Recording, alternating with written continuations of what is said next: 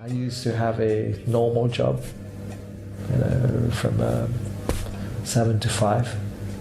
I used to work as a carpenter for 10 years. And every Sunday I used to go to the temple to do kirtan. And many times on the weekends, I would work from Monday to Friday, and then Friday, after work, come home, take a shower, have a quick bag, then rush to the airport, catch a plane, do kirtan Saturday, Sunday, and back to work on Monday. So I did that for 10 years. And now Krishna somehow or other has made the plan that I can just travel and do kirtan. Last year we traveled to 20 countries, just doing kirtan. Kirtan is flourishing, I would say, outside the devotee community, especially in the yoga circle. There are like big names of kirtaniyas like JagadGHDasJPS, Jai Dave Stringer, and so on, that have been doing kirtan for quite a few years. They've been building a crowd of Westerners, doing kirtan. And maybe for some of these people, kirtan is a higher form of a sense enjoyment. Mm-hmm. They feel it makes them feel good. The sound is spiritual. They're trying to look for something spiritual. But many of them are confused. They don't know what kirtan really means. Kirtan is eternal. It's in the spiritual world, every word is a song, every step is a dance. It's all about kirtan. It's all about praising Krishna. Krishna is dancing with the gopis. The gopas are dancing. It's every word that's coming out of the mouth, or every step is kirtan. So Mahaprabhu came down more than 500 years ago, and to show us this wonderful gift of kirtan, which is so powerful and amazing that we can't even imagine. How can we just sit down and chant one mantra, 3 words, Hare Krishna and Rama, and it just changes our lives. There are many, even amongst the Krishna family. We go to different countries and we see different kinds of instruments that are being used. Both the use of the bass guitar or the saxophone, or Africa, it's like djembes, or different instruments. The main thing is to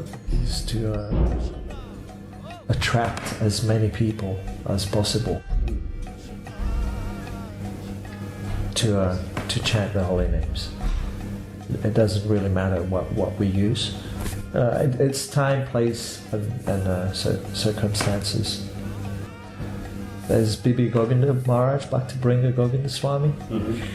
He has played with a whole orchestra of traditional Western classical music, fitting the Hare Krishna mantra in that, and it was on national TV in the Ukraine, and people loved it. I was trained by Aindra Prabhu. He was really, really heavy, about seriously chanting, about not wasting a moment. Death can come just like that. I'll tell you a little story.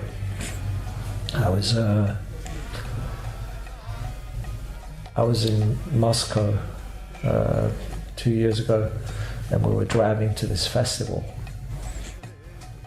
It was a 5-hour drive to this open-air festival, and we had 3 cars, and I was in the middle car, and we were driving on the motorway like 120 kilometers. Yeah, that's the normal speed. And I saw this piece of a thing on the road right in front of us. And suddenly I saw it fly. The car in front just drove on it, and it just rose up and started. I saw it coming right in my face. And the next thing I hear is this, the glass shattered. And what was I thinking? It was so quick. I was not even thinking of Krishna. So death can come at any time, and we have to train ourselves to think of Krishna. And what's the best training? Is chanting Krishna's names, remembering Krishna. And when we chant, we're remembering Krishna. And that's why it's very important to chant. Well, when I left Mauritius, this friend of mine gave me a letter of recommendation for Aindra Prabhu, for me to join the 24-hour kirtan. So the first day I got to Vrindavan, I stayed in the guest house. So I went down to the temple. I sat down, and someone just gave me a mridanga and asked me if I wanted to play. And I said, sure, I would love to play. So I started playing mridanga. And after the kirtan, this devotee came up to me and said, yeah, you play nice mridanga, why don't you join the 24-hour kirtan? And I said, okay, well, I came to join the 24-hour kirtan actually. And I had a letter for this devotee, Aindra Das. And he looked at me, and he had this smile on his face. And he goes, I am Aindra. And I didn't know Aindra was a white guy. Yeah, on the tapes, he sounds totally Indian.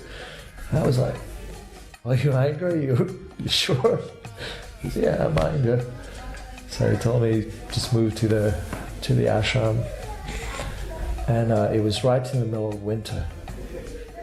It was January, and I was 18, just coming out to Mauritius. Mauritius, there's practically no winter. It's always nice. And I had a sleeping bag, which didn't sit. The zip was broken. So I moved to the ashram. I had no mattress, not even a mat. And I was sleeping on the floor, a cold floor. And you had to walk about 100 meters to go to take a shower. It was really austere, and my mind was playing tricks with me. It's like, what are you doing here? This is crazy. You're sleeping on the floor. It's in the middle of winter, and why are you here? But Aindra Prabhu really changed my life. Just by his conviction. To chant the holy names. Just by sitting down in Vrindavan in one place. Physically doing it himself. He wasn't just telling people to do it, and then he would sit down and chill out in his room. No, he would come every day and do kirtan. When Aindra Prabhu left, just one day before he passed away, I was talking to him on Skype. We were starting this 24-hour kirtan in Toronto at the temple there. So I called him up and I asked him for his blessings to start the 24-hour kirtan there. He gave me his blessings and he told me, don't just do 24-hour kirtan in one place, travel and do kirtan. That was his last instruction. And then we finished the 24-hour kirtan, and we were sitting outside with a few of my friends, few devotees. And someone came running and said, Aindra passed away. I said, yeah, this is a very bad joke, you know. I talked to him yesterday, we were having a good laugh, we're talking normally, how can he just leave? So I called up Madhava, and that was it, Aindra left. And he left me with these words, you know, just travel and do kirtan. And I didn't know how to do it, because, you know, I just lost my job, my boss sold the business, and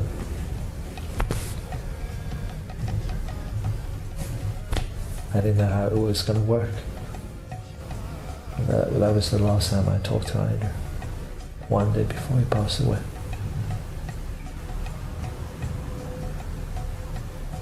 Yeah, it was very very painful.